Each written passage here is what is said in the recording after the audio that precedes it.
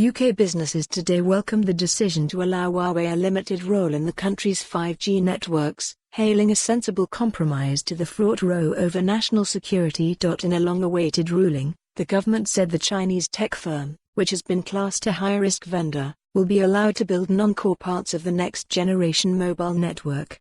Read more. Huawei gets government's go-ahead for limited involvement in UK 5G. However, Huawei will be excluded from critical core functions and from sensitive geographic locations such as nuclear sites and military bases. In addition, the company will have its market share limited to 35% in periphery parts of the network, such as mobile masts. Matthew Fell, Chief UK Policy Director at the CBI, said the decision was a sensible compromise that gives the UK access to cutting-edge technology, whilst building in appropriate checks and balances around security. The telecoms industry had urged the government not to implement a blanket ban on Huawei, warning that such a decision would slow down the rollout of 5G across the country. A BT spokesperson hailed an important clarification for the industry, adding, "The security of our networks is an absolute priority for BT, and we already have a long-standing principle not to use Huawei in our core networks."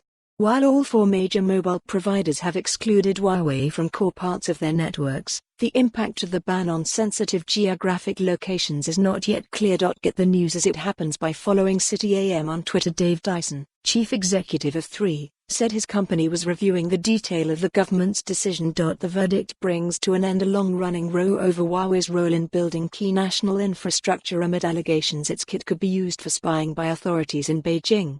Finally, some form of resolution that allows the UK telcos to move forward, said telecoms analyst Paolo Pescatore.